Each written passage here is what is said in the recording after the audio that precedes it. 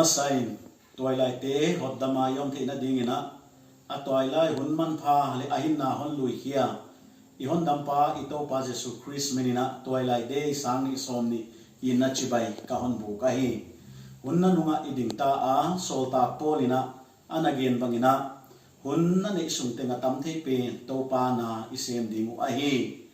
waijakin tu ni na Tuailaite thupiai na telu Tuailai le Christian Jesus Christ nong zui chia hia Tuailai hin kho kem tumuan huai hiding Tuailai hun kem tumuan huai hiding na topa na ahon de a hi Bible a ina mo bangina Joshua te huana Daniel te lomta bangahi Tuailai huna gamgine taka khosa a nek ding le nek lo ding kalbang don ding le don lo ding kalbang gen ding le gen lo ding kalbang wana zui ding le zui lo ding kalbanga gamgine taka pathian lung tua ka pathian dik banga hin kho dik le kip taka Chris nong zui mon huwa hiya wana anwa ahaksa a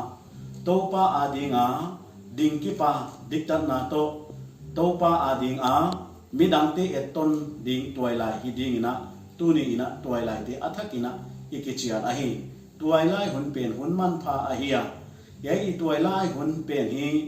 I dei tel na te ai kele itupung na ilak chiang ina pilwan huai ma mai ahi aziabel imaban le itang ton ding tan pha dei tel na le thupung na sukhai manina yai Tuailai hun pen man ma dei pena zang ding ina Tuailai te topa minina ikichian ahi topa hun vualzawl hen Hello ka Tuailai pite ito pa Jesus Christ minina Tuailai de chibai ka hon bu kai hunte hong liam to in ithei lo kalin Tuailai de hong tung ai tak manin tuni ka Tuailai de thuchah saulo ka hon khak nuama isap to min tu pi nei kem tumuan huai chia tu pi nei ma bangina tunin Tuailai de to kitonin Tuailai ten inu le pa kem tumuan huai hidingin Deihsak thu ka hon kha kai inu le pa dinga tol nam na tanu tapa te Tuailai te hi a amaute hon lamet bangle amaute lungul banga tunia ihin na inu e pa dinga lui hia a inu e pa dinga tol dam na inu e pa dinga khamwan na inu e pa dinga kingang na tham Tuailai man pha hiding le inu e pa in kwan mi te dinga kingang na tham Tuailai man pha hidingina topa minin kahon ngin kahon chelai ani na dingin topan Tuailai na tup ne ya hon pia ka hiya Tuailai na topa dingin a hon pe pa a dingin siang thole pom tak le san ta ki dingin ikem siang tho dingwa hei khovel siat gom na te laka hei khovel nin na laka hei khovel kisegop sa laka tu Tuailai na topa dinga kem siang thowa ihin na Tuailai tha nai lung simte topa dinga zanga agam kekle nalemin tupine dinga zanga Tuailai te kalsuan dingin topa minin kahon ngenin kahon chelai Tuailai te sang ni le som ni topan man patakin hon sang sakelan ama lungkim na ama kipana le agam na sem dinga nak zo sema ihin nai pumpiu Tuailai ten ipiang na dei man pha honi sakta hen Tuailai de ni man pha hun man pha hon pia ipa pathian hin na le dam na hon pia ama minina chibai ka hon pia a he tuai to kiton to ni na yai pathian o lai siang tho saulo ina ngai khizwa dia pauna te vumzawl le litan som ni na mi hinga dia adik khile kilom lampi a oma Tuapan siat na lampi le sina ahon tunding ana hizo ahe chi aya wai jakina tulai taka na udana na na udzong nom na sakzong tak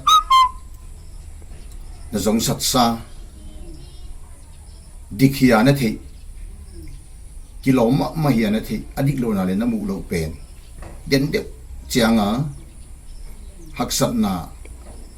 sian na mual phau na zalang na gen thei na khon tun tu hiding hi khathe ya hi manina tua huna tun lo lain ki ngai tu Aizawl sin ma dile chin ka hon chia lu ta wai ja kina tuni a ki panina na ngai tu ading tu lai ta kana udan dana na om pen den de changa na u lo dan dana na om ding ina hon na nga ka hi na thil tu ading lei khathe ya hi manina china Tuailaite zat na ni ga suwa hun man pha vualzawl na ni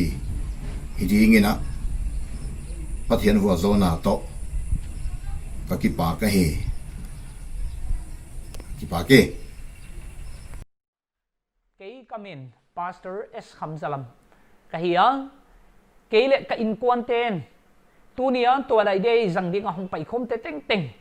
lung sim to nga Deihsak na to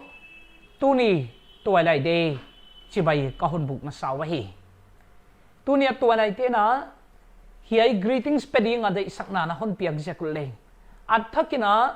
Tuailaite tunga kipahthu pathian minin ka hon ge na hi tu ni tan Toupa'n chidam na hon pia a COVID-19 zia kina igam sung i khosung phel lawina i khovel pumpi buayen biak na program te nei thei lawin biakin te kha ken omma le Toupa'n he pe na sia kina tu ni en biakin te hon na oma amma be thei di le tu ni Tuailaite man phataka sang thei dia Toupa'n a hon pi manina ham phathwa isa a Toupa'n min i phatwa he wana tu ni Tuailaite a hi to ki to ni na hiai Tuailaite zang ding a hong pai sap tuam te Tuailaite aneu pe na ki panalian pen tani na Tuailaite tung to ni na Toupa'n mimal mala hon vualzawl chiat hela hiai dei tung to ni na Tuailaite mimal hin khwa in kwan sung khotang sap tuam le iten na khovela di nga Toupa'n tan sen hoi kem tumuan huai te Toupa'n thu kem tumuan huai te hi thei ding na Toupa'n nam pe kuna hon vualzawlin honom pi chia them wai ding na Toupa'n minina wai Deihsak na thu keile ka in kwan ten ka hon kha ko hi Tuailaite zat nuam Toupa'n hon vualzawl chia them Amasapinin kananaon ka Tuailai pite ito pa Jesus Christ min chimay kan bugahe ele ito nga hinkwa izat sumsumina koy mo kasak mama thuni am akat na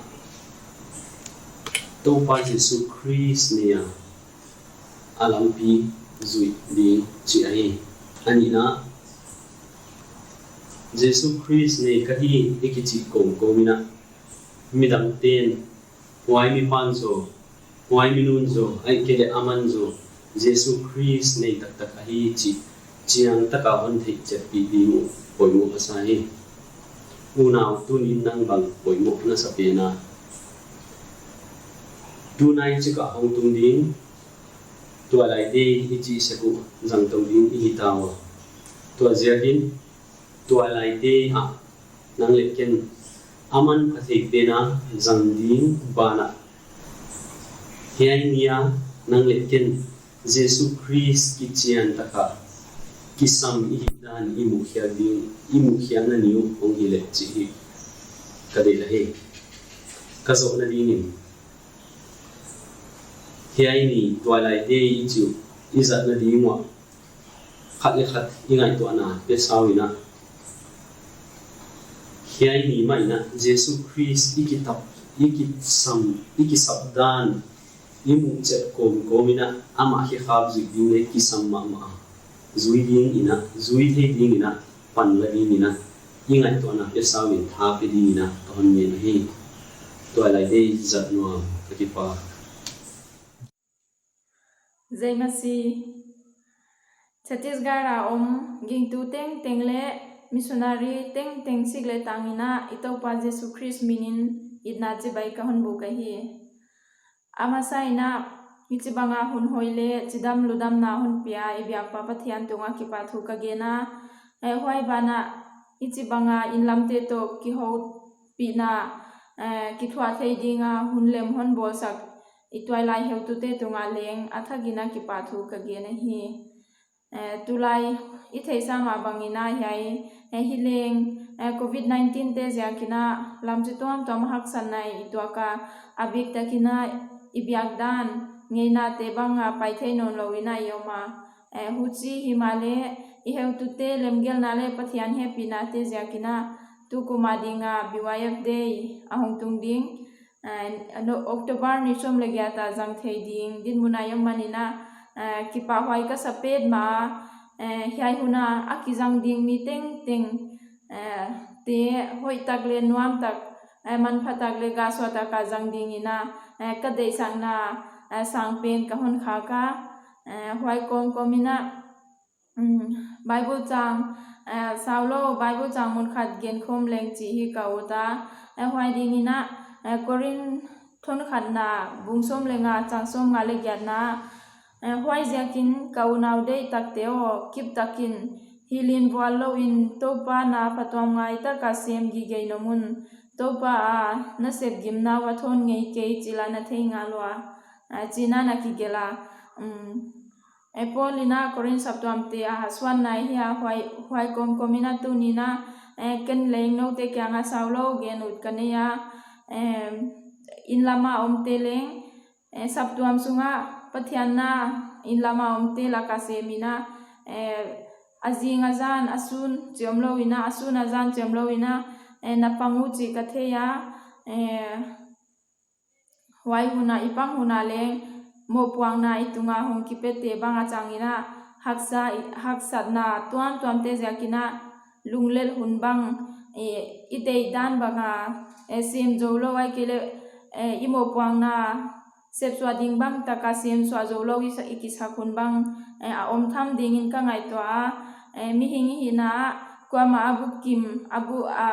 ahoi bukim yom ke ya hwai jakina achangina haksanna chi tuam lam chi tuam mai tuak zela himale huchi hunin le hiai Bible changa imuma bangina kip takina hilin vualzawina pathian na phatwam ngai ta ka sem zel dingina kahon ngena akhente lapola panga lasakna tungtona pathian na sembang akhente BYF committee member apanga Tuailaite makai na bang akhente group member apanga group te makaya leader apanga hija lamchituam toma panmun sep inei jata pathian na huji changina haksan na bang lungkyang na bang ituak thamai hi himale hai Bible chang hi thei thakinai longsima koi thagle chi hi kadeya azia ka hiale pathian na ken Tuailai la ka hiya sabtuam sunga kumni hiya kum hiya tan kana sem kinta mabana zo kasem zo non ke yai kele hun ka sa chi mai lowa phatuam ngai tak le ku kalta ka sem to zel dingina tunina kon haswan uta azia ka hiale hai Bible changma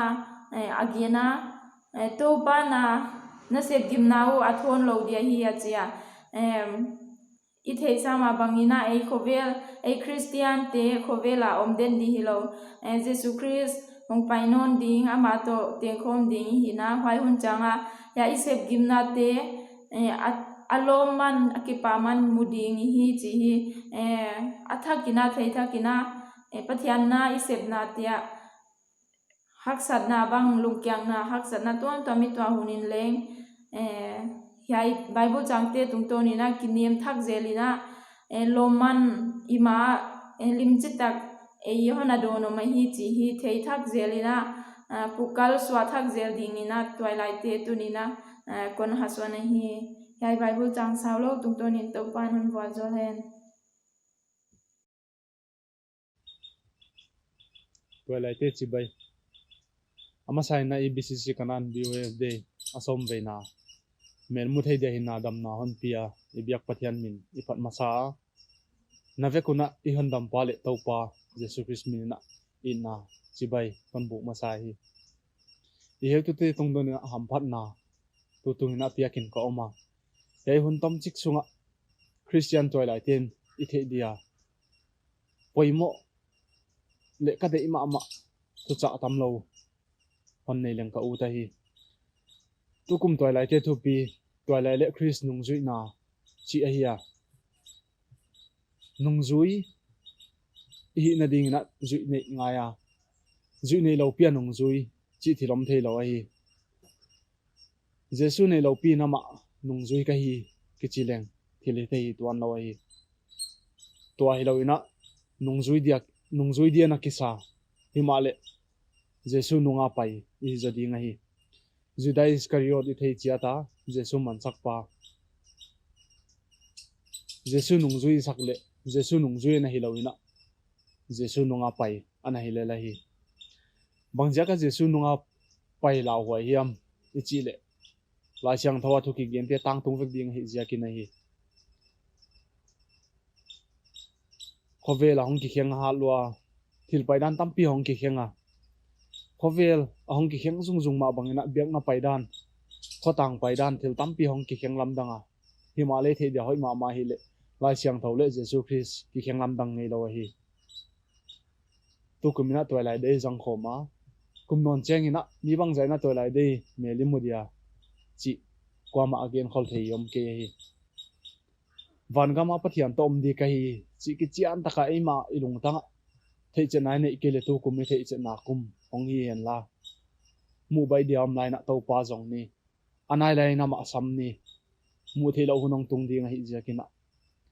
leitunga hak sana so lo chik bangleng pozolo te hi jakina gon mun tang ton meidi la pai denga kwama ki phalo hi jakina tunina yai thu ko on ngai to khom pi le chin chris nung zui de ki sangna jesu chris inei ta ya chi tunina ki dong le hang utwai ka sama ma hi van ga mitun chiang ina kain kwan ki paksak gi ge hi van gam ka tun chiang na jesu christ ina sikha hoi na hi hoi e ahi kele apa maya pa pathian maya sikha hoi le mon hoi he ka sikha hoi ahi china jesu na pathian mayan gen sak le nang nop didan mathai bung som ni langa chang som ni le thum na gen te na thua imo ma bangina jesu christ ina sikha hoi le mon hoi na hi hoi e achi ma bangina van ga mitun chiang ina tuama jesu christ ina etia hon gen pi hile etia di hon gen sakile chi uthuai isama ma a tunina toilai de sangni somni jato ki tonina hei thu thei chiana ama nung zui thei cha ding ina a thei cha nai lo te tu kumi thei chana kumong hi hen chiano te dian thum sakomin navekuna toilai de 2020 Januam